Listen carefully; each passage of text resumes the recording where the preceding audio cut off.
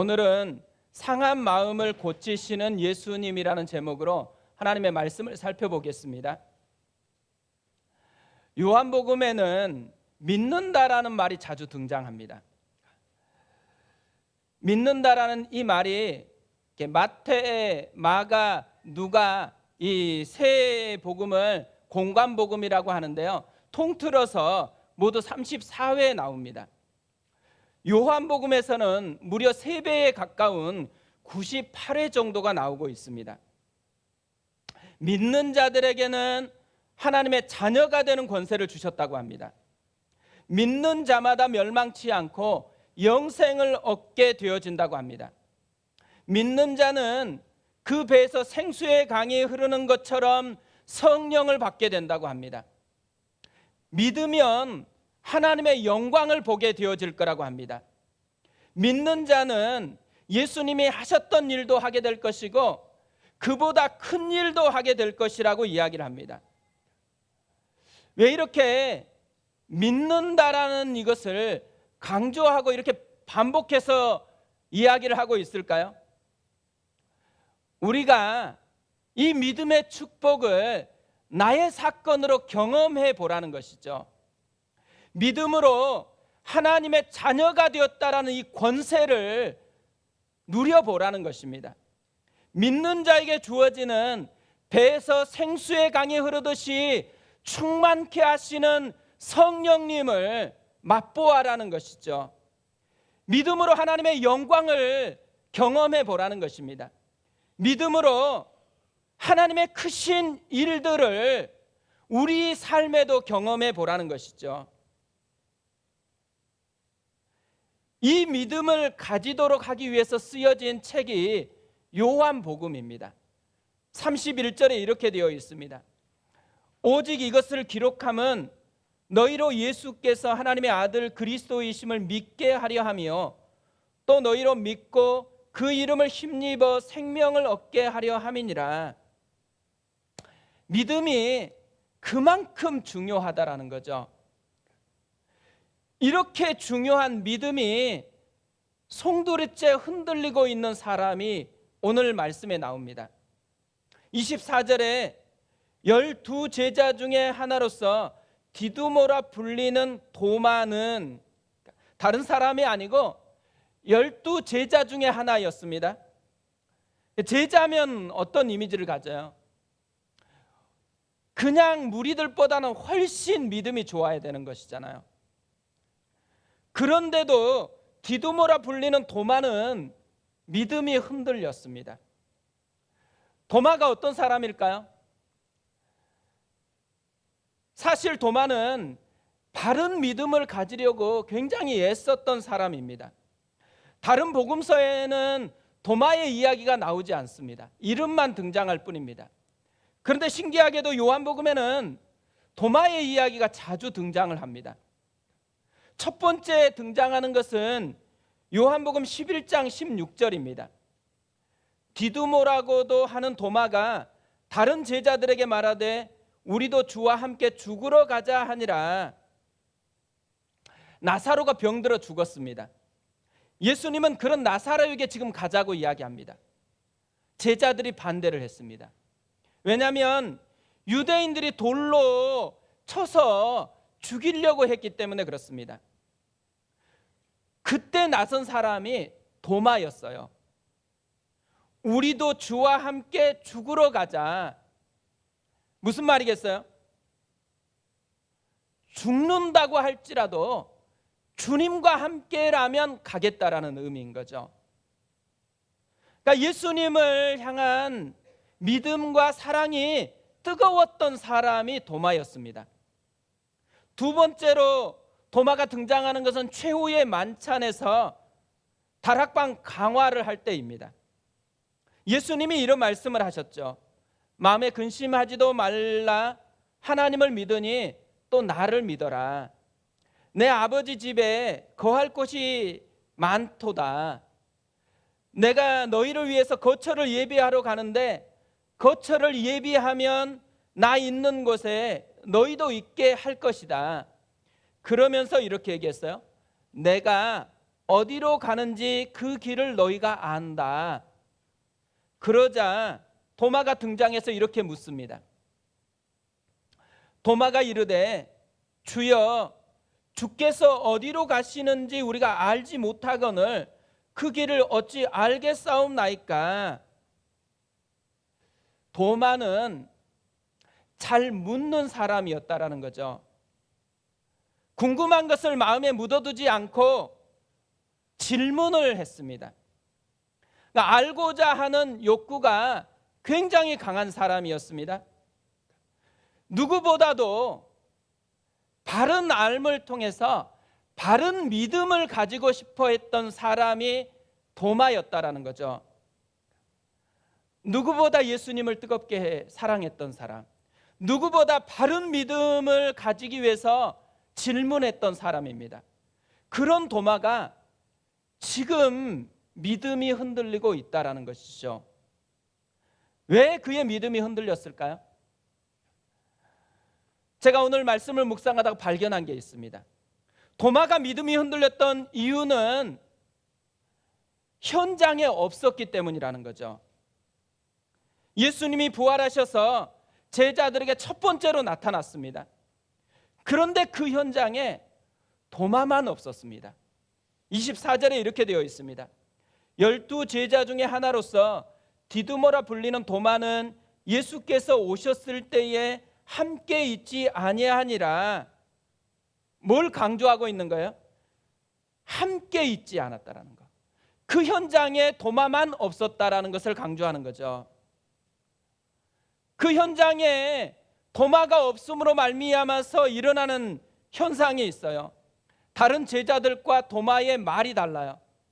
25절에 이렇게 되어 있습니다. 다른 제자들이 그에게 이르되 우리가 주를 보았노라 하니 도마가 이르되 내가 그의 손에 못자국을 보며 내 손가락을 그 못자국에 넣으며 내 손을 그 옆구리에 넣어보지 않고는 믿지 아니하겠노라 하니라. 지금 현장에 있었던 제자들은 우리가 주를 보았다고, 부활하신 예수님을 보았다라고 다 지금 간증을 쏟아내고 있어요. 그런데 도마는 믿지 아니하겠노라, 불만을 쏟아내고 있습니다.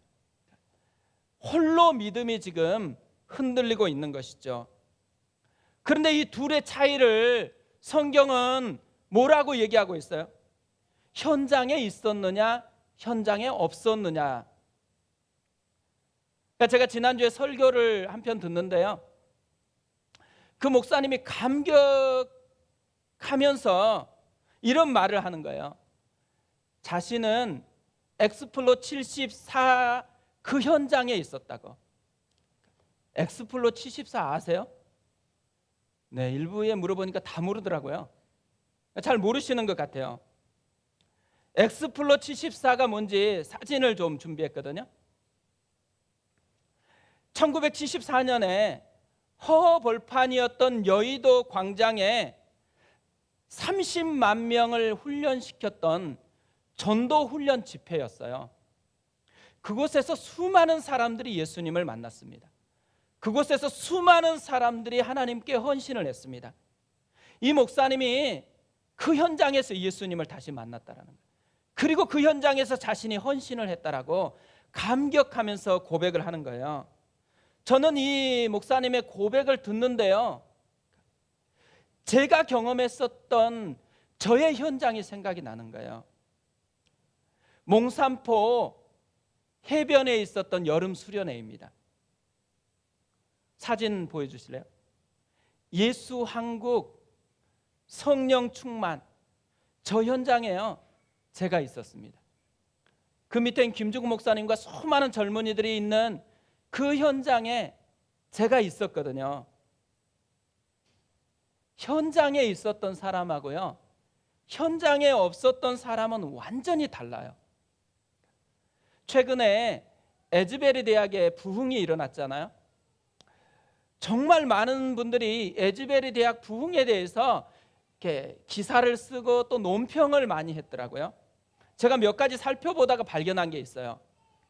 현장에 있었던 사람하고 현장에 없었던 사람은 너무 다르다라는 거예요. 현장에 있었던 사람은 논평을 하지 않아요. 간증을 합니다. 현장에 없었던 사람은요, 다 간증이 없어요. 논평만 할 뿐입니다. 저는 이걸 보면서요, 우리가 논평하는 사람이 되면 안 된다는 생각이 들었습니다. 간증하는 사람이 됐으면 좋겠다라는 그런 마음이 들더라고요. 이 논평하는 사람이 아니고 간증하는 사람이 되기 위해서 해야 될 것 한 가지가 있다라는 거예요. 현장에 있으면 된다라는 거예요. 이제 다음 주면 고난주간이거든요. 고난주간 특별 새벽 부흥회가 5시에 이곳에서 있습니다. 이번 고난주간 특별 새벽 부흥회는 하나님을 경험하는 현장이 됐으면 좋겠습니다. 우리 아이들이 현장을 경험할 수 있도록 함께 했으면 좋겠습니다. 시편 34편 8절에서 이렇게 말씀합니다. 너희는 여호와의 선하심을 맛보아 알지어다. 그에게 피하는 자는 복이 있도다. 다윗이 이 시를 언제 썼냐면요, 아비멜렉 앞에서 미친 채 하다가 쫓겨나서 지은 시입니다. 그런데도 불구하고 여호와의 선하심을 맛보아 알지어다, 이렇게 선포하는 거죠. 왜 그럴까요? 자기 삶의 현장은 굉장히 힘들어요. 그런데 놀랍게도 그 힘겨운 삶의 그 자리가 하나님을 경험하는 현장이 되어버렸다라는 거죠. 우리도 그랬으면 좋겠어요. 우리의 일상의 삶을 살아갈 때 좋은 일만 있고 은혜만 있으면 좋겠지만 어려움이 찾아올 때 있잖아요. 어려움은 하나님의 사건을 경험하게 하는 우리의 현장이라는 거죠. 그래서 우리가 우리 자녀들에게 물려줘야 될 유산이 뭐냐면 하나님을 경험한 현장을 물려줘야 되는 거죠. 우리 집의 어느 방은 내가 눈물로 기도해서 너희들이 하나님 앞에 새롭게 나아갈 수 있는 현장이다라고 특별한 현장을 만들어줘야 한다라는 것이죠. 우리가 현장을 만들어주는 그런 삶이 됐으면 좋겠고요. 우리 교회가 현장을 만들어주는 그런 교회가 됐으면 좋겠습니다. 또 하나, 이 도마의 믿음이 흔들렸던 이유가 있어요. 마음이 상했기 때문에 그렇습니다. 25절을 보세요. 다른 제자들이 그에게 이르되 우리가 주를 보았노라 하니 도마가 이르되 내가 그의 손에 못자국을 보며 내 손가락을 그 못자국에 넣으며 내 손을 그 옆구리에 넣어보지 않고는 믿지 아니하겠노라 하니라. 도마가 지금 이렇게 삐딱하게 이야기하는 이유가 어디에 있겠어요? 마음이 상했다라는 거예요. 다른 제자들은 다 보았는데 자기만 빠졌다라는 거죠.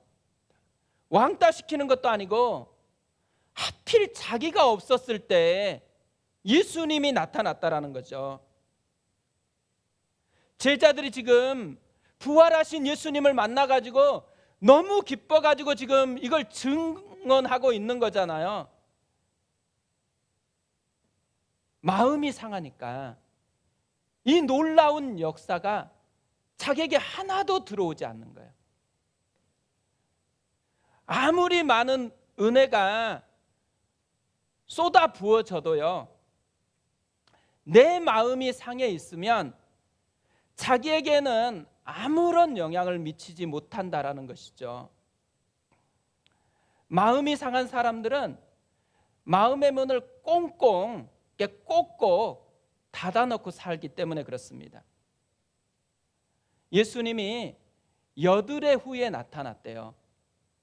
다시 나타날 때까지 7일 동안 제자들은 막 간증하면서 기쁨으로 보냈어요. 상한 마음을 가지고 있었던 도마는 불만족으로, 상함으로 이 기간을 보내고 있었다라는 거죠. 상한 마음을 방치하는 것은요, 그 자체가 엄청난 손해라는 거예요. 우리가 상한 마음을 가정에서도 그대로 방치해 보세요. 그러면 자기만 손해라는 것을 우리에게 보여준다라는 거죠. 의외로요, 이런 분들이 굉장히 많습니다. 10대 때 아빠가 암이 걸린 분이 계셨어요.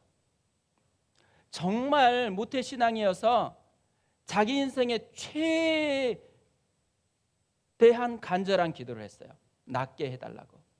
그런데 하나님께서 아빠를 데려가셨습니다. 그때부터 상한 마음 때문에요, 하나님께 완전히 마음을 닫았습니다. 그러다가 30년의 세월이 지난 후에 아내의 등살과 자녀들의 이 계속적인 요구 때문에 교회를 오기 시작한 거예요. 그런데 교회를 오면서 이상하게 눈물이 났어요. 그래서 예수님을 다시 만났습니다. 이분을 신방했는데요, 이분이 저에게 이 말을 하는 거예요. 예수님을 다시 만나보니까 30년이라는 세월이 너무 아깝더라는 거예요. 30년의 이 시간을 은혜로 보낼 수 있었는데 상한 마음 때문에 불만족으로, 상함으로 그 시간을 보내버렸다라는 거죠. 요즘에는 1세대 신앙이 많지 않습니다. 대부분 2세대거나 3세대 신앙인 거죠. 그런데 옛날 우리 1세대 분들은요, 신앙생활을 유달리 열심히 했어요. 그러다 보니까 자녀들을 잘 챙기지 않았습니다. 거의 자녀들 방치하면서 막 교회만 열심히 섬겼던 것들이 있거든요. 그러다 보니까 자녀들에게 상처가 많아요. 자녀들이 이 상처 때문에 마음을 닫아요. 그러다 보니까 항상 선을 그어 놓더라고요. 여기까지만 헌신하고 그 이상은 가지 않겠다라는 이 선을 그어 놓은 분들이 의외로 굉장히 많습니다. 그런데 선을 그어 놓으니까 안정감이 있는 것 같잖아요. 그런데 예수를 다시 만나게 되어지면요, 이 선이 만든 아픔을 절절하게 느낀다라는 거죠. 상한 마음이 그어놓은 선을 붙들고 있으면 안 된다라는 것이죠. 상처 때문에요, 도마는 낭비한 거예요. 낭비. 기쁨을 누릴 수 있는 그 시간을 잃어버렸다라는 것이죠. 그럼에도 불구하고 감사한 건 뭐겠어요? 예수님의 사랑이 우리의 상처난 마음보다 크다라는 거예요. 예수님이 회복시키고자 하시는 그 은혜가 우리의 삐딱해진 마음보다도 훨씬 더 깊고 크다라는 것이죠. 예수님은 이렇게 상하고 삐딱해진 도마를 찾아옵니다. 26절을 보세요.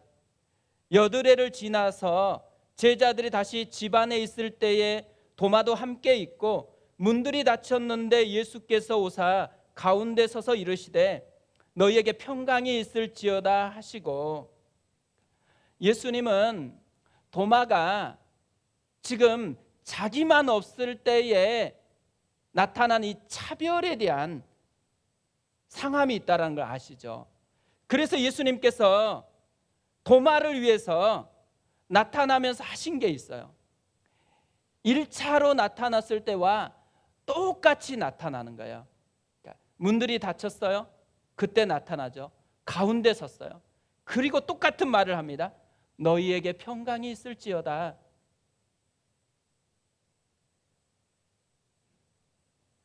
차별이 없다라는 거, 내가 너를 그대로 여전히 그때나 지금이나 사랑하고 있다라는 것을 알려주는 거죠. 그리고 27절에 보세요.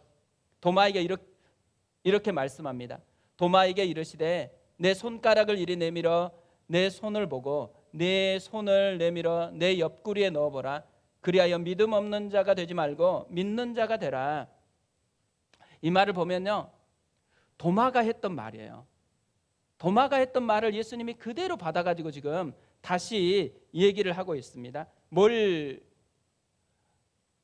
얘기하고 싶은 거예요? 너의 마음을 알고 있다라는 거예요.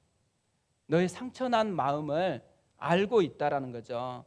상에서 왜 삐딱해져 있는지 너의 그 상한 마음을 내가 알고 있다라는 것이죠.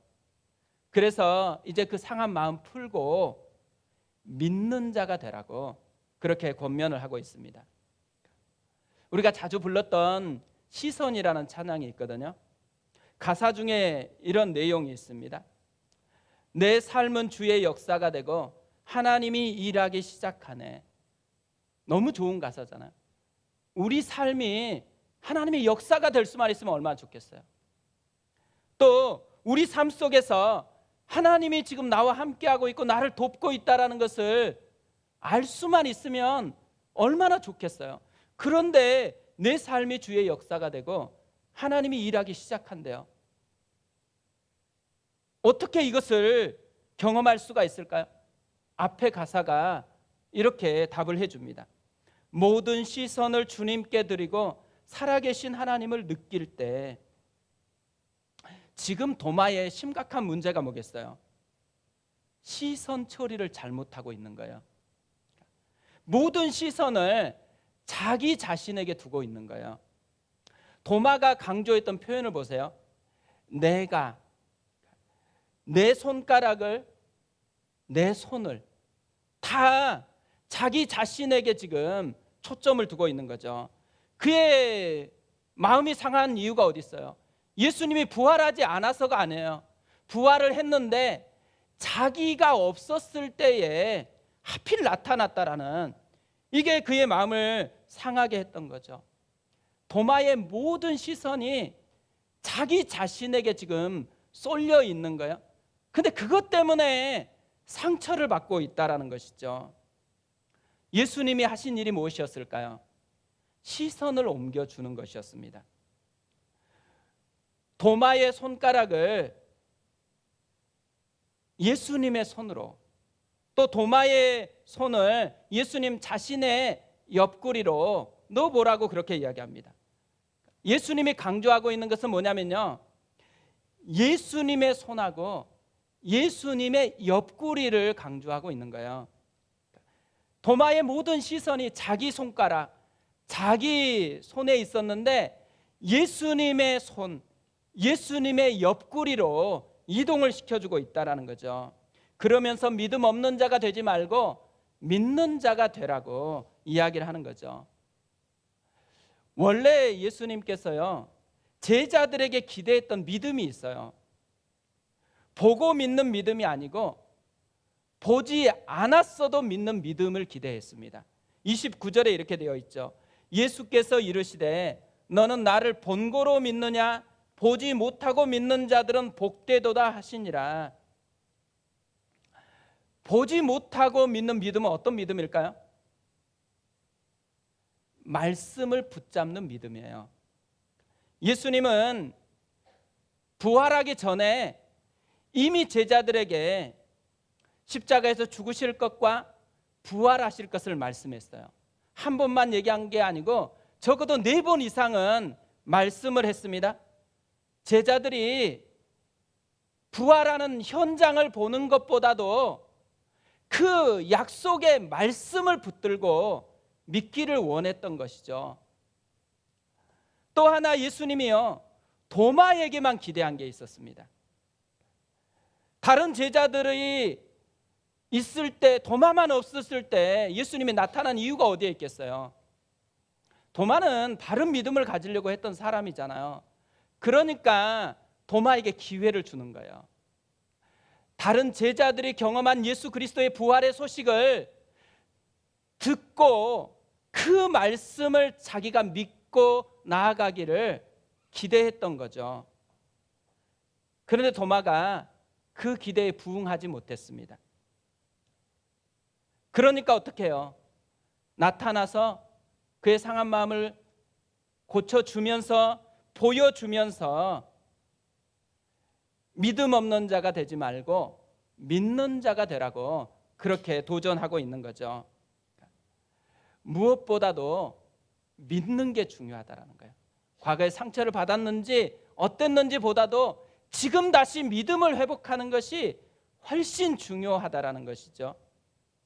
그래서 믿음 없는 자가 되지 말고 믿는 자가 되라고 합니다. 또 보고 믿는 것보다는 보지 못했어도 말씀을 붙들고 믿는 자가 되라고 그렇게 도전하고 있는 거죠. 왜 이렇게 믿는 게 중요하겠어요? 믿으면 변화가 일어나기 때문에 그래요. 도마에게도 변화가 일어났습니다. 28절에 도마가 대답하여 이르되 나의 주님이시여 나의 하나님이시니이다. 고백이 달라졌죠. 이 말은요, 오직 예수님만이 나의 주님이시고 오직 예수님만이 나의 하나님이시다라는 말이에요. 한 단어 하나가 운명을 바꿀 때가 있죠. 단어 하나의 차이 때문에. 프로포즈 할 때 생각해 보세요. 당신만을 사랑해요. 결혼해 주세요. 그러면 결혼하려고 하겠죠. 그런데 한 단어만 바꿔보세요. 당신도 사랑해요. 결혼해 주세요. 아마 받았던 꽃다발로 엄청 죽도록 맞을 거예요. 한 단어거든요. 도가 만으로 바뀐 한 단어 차이입니다. 도마에게 일어난 변화가 뭐였을까? 저는 한 단어 차이였다고 생각해요. 도마가 전에는요, 예수님도 중요했지만 자기 자신이 중요했어요. 그래서 온통 그의 마음에는 자기만 차지하고 있었던 거죠. 그래서 마음이 상했어요. 그런데 지금 나의 주님이시여 나의 하나님이시다. 이 고백은 뭐예요? 오직 예수님만 중요하다라는 거예요. 내 삶의 모든 소유권, 내 삶의 모든 주도권을 예수님께 완전히 그래서 이전했다라는 거죠. 신앙생활은요, 도에서 만으로 바꾸는 싸움입니다. 예수님도 사랑할 것인지 예수님만 사랑할 것인지, 예수님도 따를 것인지 예수님만 따를 것인지, 예수님도 섬길 것인지 예수님만 섬길 것인지를 선택하는 그런 싸움이라는 거죠. 저는 오늘 말씀 묵상하다가요, 우리 시대에는 이 도마 같은 사람이 정말 많은 것 같다는 생각이 들었습니다. 정말 하나님께 상한 감정을 가지고 있는 분들이 많습니다. 그러니까 삐져 있는 분들이 되게 많아요. 다른 사람의 기도는 다 들어주셨는데 왜 내 기도만 안 들어주시는지, 다른 사람은 되게 사랑하는 것 같은데 왜 나만 사랑하지 않는지, 그러니까 왜 나만이라는 이 상함이 굉장히 많아요. 다 자기에게 시선을 두기 때문에 그런 거죠. 주님은 우리의 시선을 옮기기를 원해요. 모든 시선을 주님께 옮겨졌을 때 우리에게 일어난 놀라운 변화, 한 단어가 바뀐다라는 거죠. 도가 만으로 바뀝니다. 예수님 도가 예수님만으로 바뀌어진다라는 거죠. 이번 한 주간이 이 한 단어가 바뀌는 은혜를 경험하는 그 한 주간 되었으면 좋겠습니다.